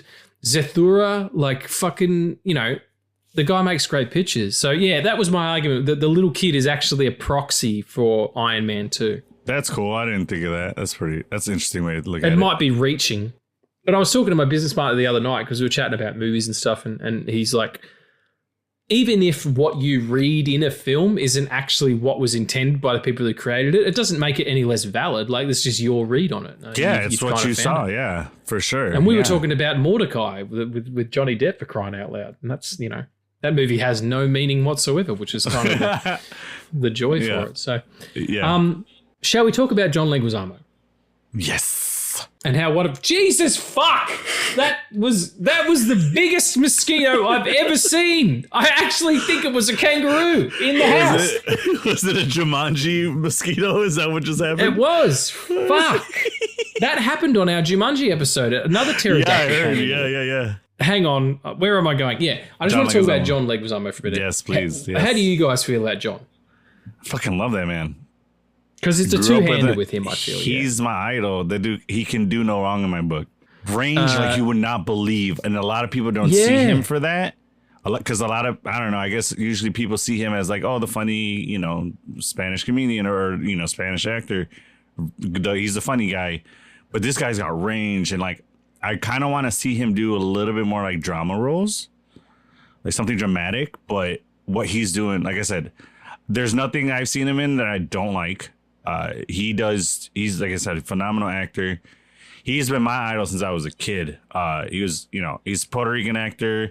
He's doing his thing. He's never had any like controversy or been some kind of scandal.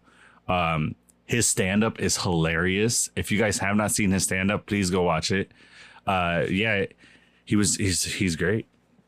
Latin History for Morons is one of my favorite shows of all time because it's really smart. Now that's kind of what he's doing and making like the forefront is his like political views, and you know, he's using more of his brain as his medium now. So he's leaning more into that. But yeah. But I mean, he's to go from The Pest and Spawn. He's the best thing about Spawn. To, you know, the Son of Sam, you know, and there's one he's got coming out soon with the young woman from I know what you're talking about. Euphoria. Yeah. Is it Barbie? Is her name Barbie? No. Her name's Barbie. Barbie Farrar or something like that. He's got a movie with her coming out that looks really good. But I just love him. I love he's so good in this. Like, he really. I mean, he was in Tu Wong Fu. And a lot of people don't remember that. Like, he did such a good job in that movie. That kind of came out around about the same time as the Australian film Priscilla, Queen of the Desert. And that's another film about sort of drag performers. And it kind of got swallowed up by it. And it really shouldn't have. It's actually a stronger movie, in my opinion. And it's the performances are stronger. But yeah, he's so excellent. And you're right about his range, and he's really intelligent, but he gets some of the best lines in this film, like where he's Jon Favreau's on the phone to Sofia Vergara, and he's in the background chiding him about it, and he's like, "Oh, honey, I just want your platano." Like, he's so great. And when what the guy wants to take the photo, the cop, when he's like, "Are you going to move on?" He goes, "Can we get a photo? Because you're the guy who was doing the rant." Yeah. And he hands him the phone. He's like, "Fuck, is this a flat screen TV? Because it's a really big phone." Like, that's an ad lib, you know. So great. I just like that part where, because the cop's on there, and then he keeps asking him to take new pictures. And then Jon Favreau just gets fed up. He's like, all right, fuck off. Come on. Like, get off my truck. Yeah, exactly.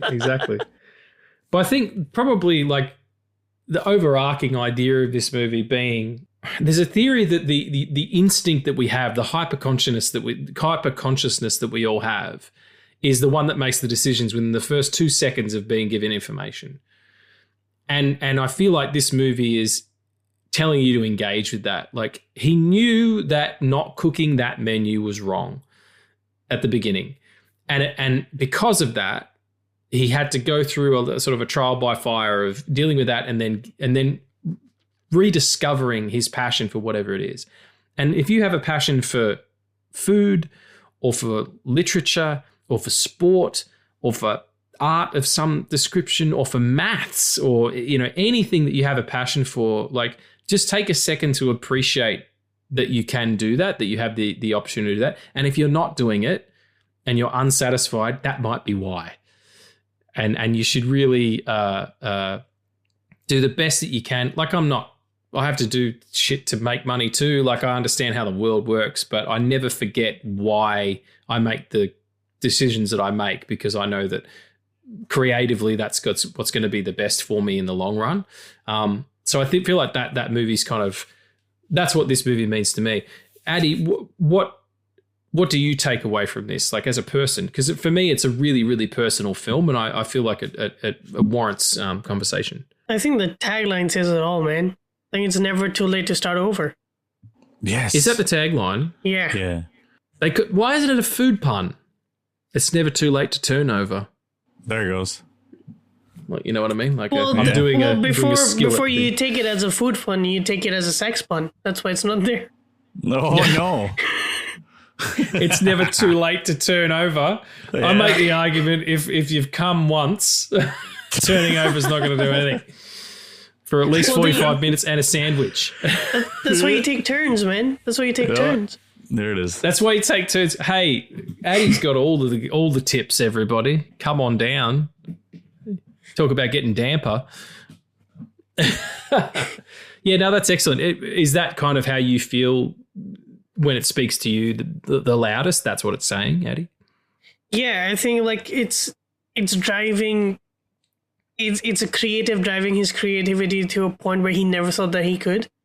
Like in the start of the film, like he's doing all this creativity under, like when we start with him, Chef Casper, it's like he's doing all these things, but he's so caged that his compassion and his ambition makes Dustin Hoffman's character feel like he's overstepping his line. And when he walks away and he makes a decision to just, try to reinvent and try to understand what he actually likes and what he wants to do. And that's where his long lost love of just making food comes in. And like it's not even like the kind of food that he's making. It's just like cooking is his passion. Like he can have joy and happiness by just making a grilled cheese, and that's what he wasn't getting. Yeah, beautiful point. Well made. Juan, what about you? What is about this film speaks to you the loudest?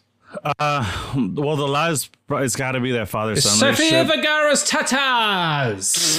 It's titty balls. Give me a Sofia Vergara and Scarlett Johansson sandwich, and that's all I'm about. Why not? No, put a Cuban in the middle. Exactly. No, honestly, it's got to be that father-son relationship. Just because I see it from both aspects, from a son aspect and from a father aspect, and like seeing that relationship flourish and start and grow and to end up what it was at the end is beautiful. But this film actually did like inspire a dream of me owning my own food truck. Like that for a while, that's what I wanted to do. That was a dream of mine. I was like, oh man, like it's always something I would have loved to have done. And then seeing this film, I'm like, oh, it's so possible. You know what I mean? So it's like, if I ever get a influx of some sort of cash or something like that, that's what if I was able to invest in anything, that's what I would do. I'd invest in a food truck of my own. Well, look, what we can do is I'll trash you online, and then you go and get a food truck out of spite, and then I'll back you, and we can open a restaurant together. Yeah. And then I just send you a video of just me exploding at you of a reply to that backlash. Okay, exactly. Cool. Yeah. All right, we'll get that going. We're gonna do it. That's the way. Yeah, absolutely. And we'll call it Table 1. Oh, shit! There it is. Fucking yes! I win the podcast. For me, the film is mostly about dem titties. It's not at all. It's not at all. I love the performances. The script is really, really strong. But in terms of like how it what it says to me is that, the way Emily puts it is choose again. So you hit a wall, you find a problem, understand that you are the solution to that problem, and you choose again.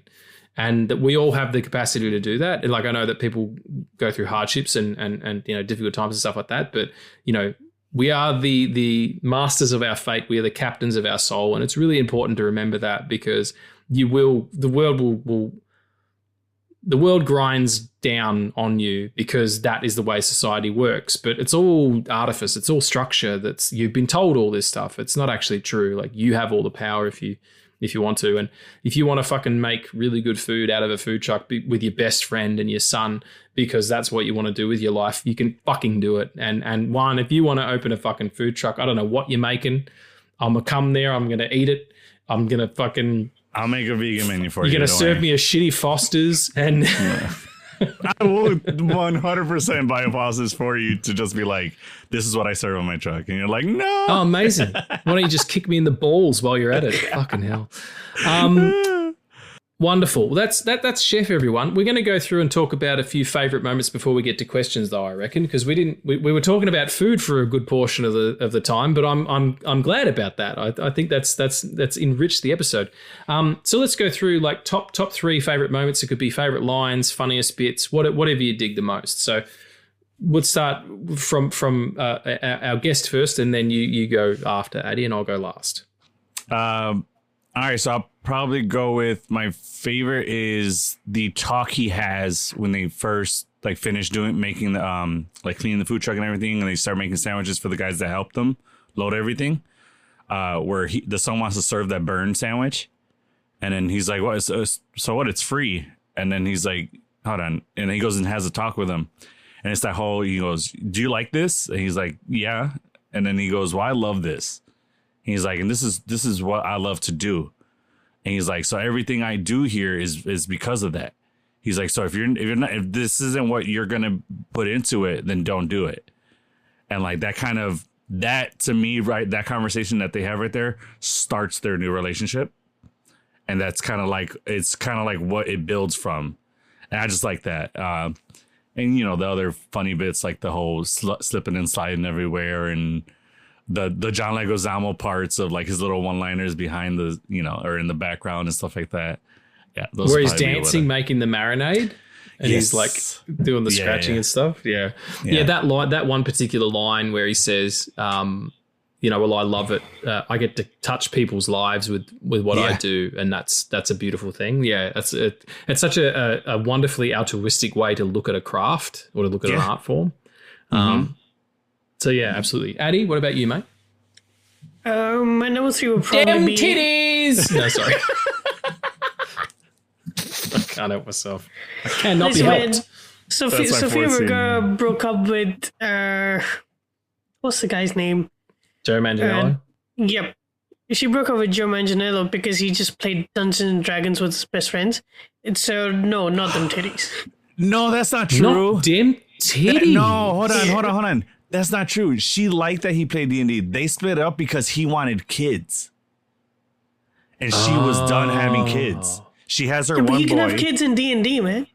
Pretend. Yeah, but he wanted actual kids. He wanted actual kids with Sophia. And she's like, no, I'm done having children. She goes, I don't want kids anymore. That's why they split. I was so sad to see that. But yeah, that's how they split. He wanted to see them ovaries. Yeah, that's what it was. That's new. Yeah, that's new. So yeah, not see she dem titties. You what are we doing again? You're telling me your favorite 3 bits, Addy. Go.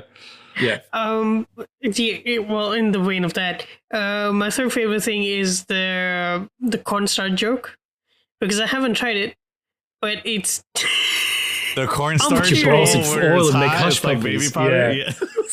That was funny. So Hush good. puppies, the hush puppies. That was hilarious.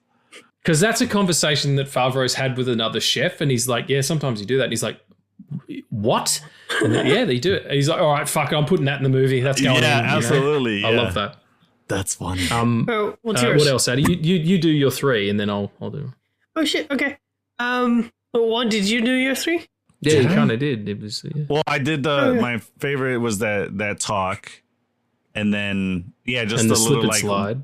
the slip and slide scene. That's another one, and then like just the John Leguizamo like one-liners in the background and stuff like that. Yeah. Mm-hmm. Yeah, he's a great hype man as well. Yeah, for sure. Yeah. Yeah. Also, I love, this is off topic, but I love that he called out the worst Superman actor ever made or ever to play Superman. That was fucking fun. Dean Cain. Yeah. What happened? And he just called out the worst Superman actor for the shit that Who he's did? doing. John Leguizamo called out Dean Cain. In real life? Yeah. Oh, what happened? No, we'll talk about it later. It's like, fuck that half Japanese guy or whatever. Well, yeah, because of what Dean Cain's saying about everything and what he's doing now. He's joined fucking ICE. Yeah. Yeah. So, right, it was because of that, right, Addy? Yeah, it was because of that. Yeah. Has anybody seen the video game or read the comic book Injustice, Gods Among Us? Yeah, I played it. It's the shit. Yeah, it's like the backstory of that thing is that the Joker like uses fear toxin and kryptonite to convince Superman that he's fighting Doomsday, but he's actually fighting it's pregnant Lois, and he takes her into space and kills her. And then Superman rips the Joker's heart out of his chest. Dean Cain, you're worse than that Superman. Like that Superman became a dictator, you know, but at least he wasn't a fucking racist. Yeah. Get off of my screen. Yeah, you're talking about Injustice, the comics? The comic? Yeah, they did a comic series that went with it, along with the game. Yeah, when I hear Injustice, I think of the game. But okay. But they did a comic book series based on the game. Yeah. Oh, nice. Okay, I didn't know that. Cool. It's really good. Tom Taylor wrote it, the guy who wrote Nightwing for years. Yeah. Yeah. It's awesome. It's really good. Sorry, Eddie, go ahead. Yeah. John Leguizamo was fucking great. So it was the cornstarch scene. It's also this is hard. It's when they go to get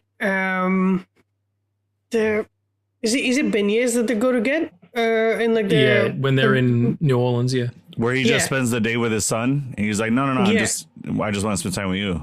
That was beautiful. Yeah. Yeah, that was because it's such a contrast. But when you first see them, and he's talking about his work, and like his son just wants to be there with him, and he's not taking the hint. I mean, my number one is because we've talked about it a lot.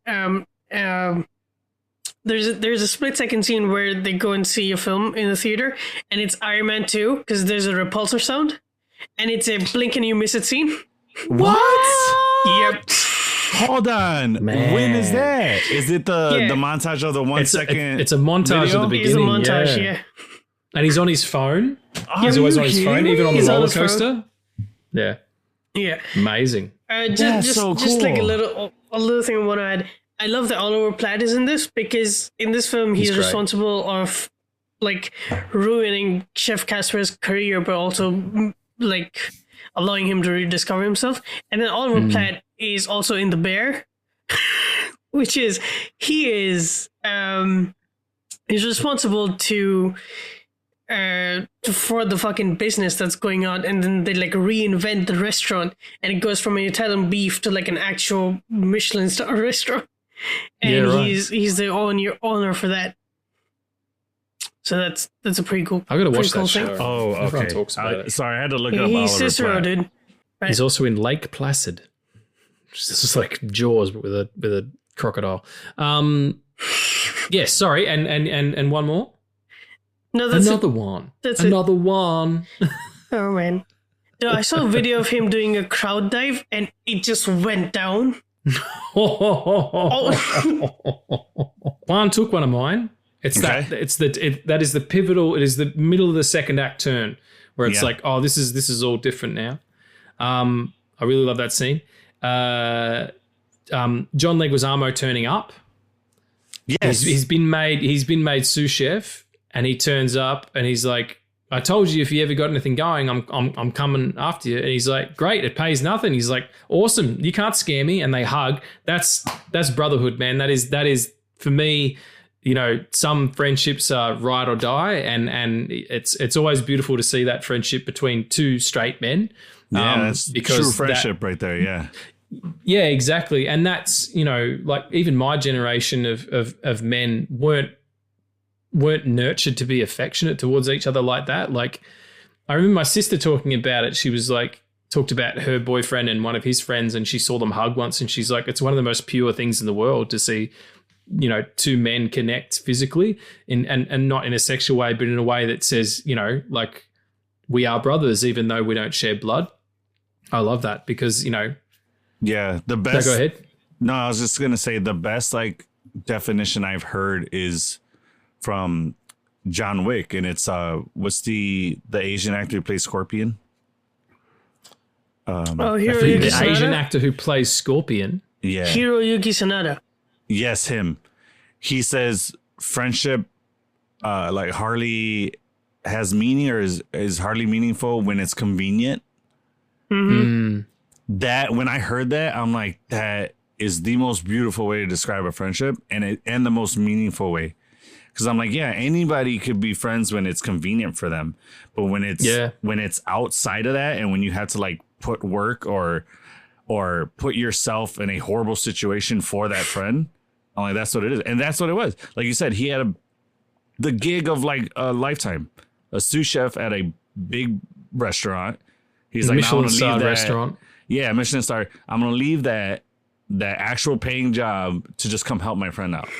Like, yeah. Because I believe in him. Yes. Yeah, like that's you know, a really beautiful. And then it works out for him because beautiful way to be. He leaves that and then winds up, they get a restaurant, you know, at the end. And then he's back, and he's probably at a higher position, right? Than I would imagine. Yeah. Oh no, he's probably running the place. Sous chef. No, it's he would be his sous chef there, right? Yeah, absolutely. Yeah, so that's what it was. Of course, because Mm-hmm. Yeah. Well, he's not on the line anymore, you know. Yeah, but I think that's friendship was, for me, is best sort of described in this line, is that it's being someone you can rely on comes from a lifetime of showing up, and you just got to keep showing up, and you got to be there for these people. And you know, if people don't deserve your time, don't give it to them. Like if they're, you will find out really quickly who your real friends are when you are at wit's end. And in a way, it's beautiful because you get to cull those relationships. You don't have to cut people off completely, but you know who the people are that you can go to and that you can trust. And I can count that on one fucking hand. And that I would find that, you know, I'm quite lucky in that respect. But yeah, so I really love that scene. And just as, like something a little bit more practical, the food photography in this is probably the best I've ever seen. Like it's so dedicated. It's so meal specific. Like all of them are shot differently. Like, you know, the sandwich is a real low one, and then you've got the sort of, there's never any like cooking shots. It's literally food porn, you know. So amazing. Best style of porn. It's the best kind of porn because like you can eat it. I seen on it's like a mid-credit scene where it's Chef Roy showing Jon Favreau how to do the grilled cheese, and he's like, oh, this part of you know, the stove or whatever you're using, that's going to be the best spot for it because that's the hottest. So he goes, and then he shows him like how to lift it, and like, oh, you hold the spatula for different things that you're going to do with the sandwich. I was like, that's fucking, and that's exactly what he meant by, if we're going to do it right, and like show the food as what it is. It's one of the main characters. So it's like, yeah, it was real cool. I didn't know that they were doing that.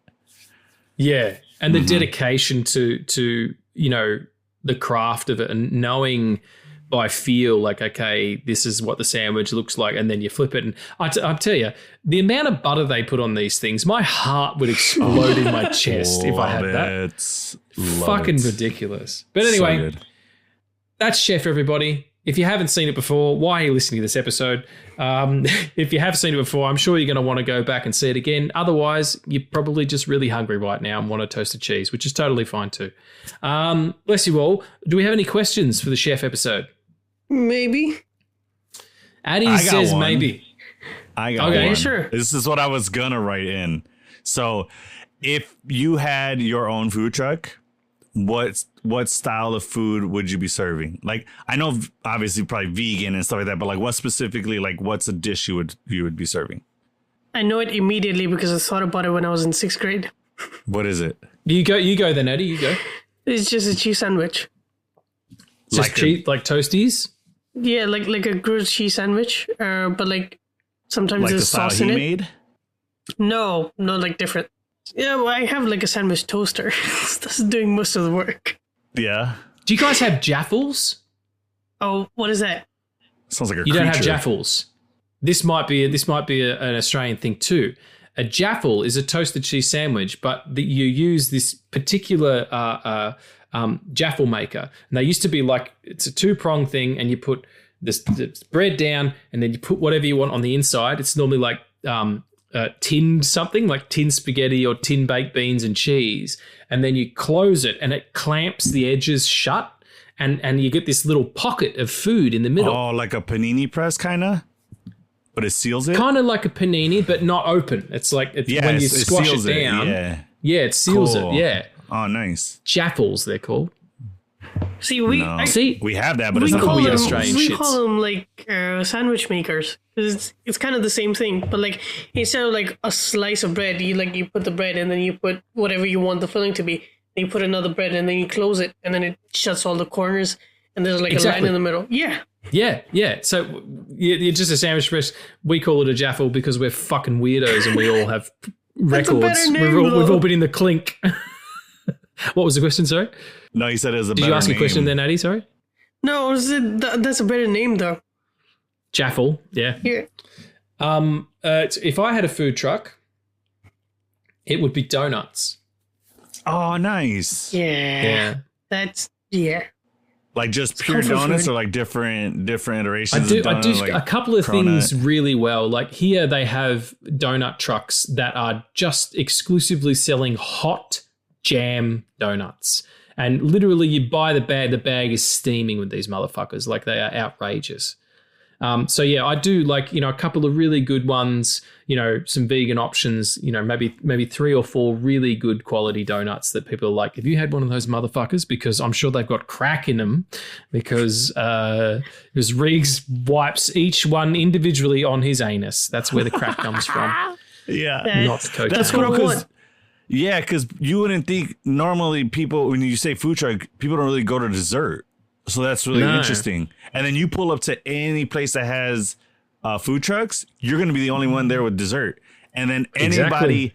they can go get their food and still go to your truck. Yeah. And be like, That's let's get a cool. donut after we've had Hell pad thai yeah. or whatever. Yeah. So That's smart. I gotta- yeah. well, I like maybe that. you get your truck and I'll get my truck and we'll team up. We'll do it. What's your truck? Mine, it was gonna be like sandwiches. So like but like how he does it, like pressed sandwiches, hot sandwiches. So like Yeah, right. that. But like, and I was kind of toying around with the idea of doing like a Mexican Puerto Rican merge. So like half the dish would be a Mexican dish and then or as a Mexican portion, and then the other half would be a Puerto Rican portion. Kind of doing that. So your kids, a Mexican, Basically, Puerto Rican merge. Excellent. Yes, I love it. 100%. Did you have the other questions, Eddie? Now that Juan got his in. Yeah, there's one from Chaz.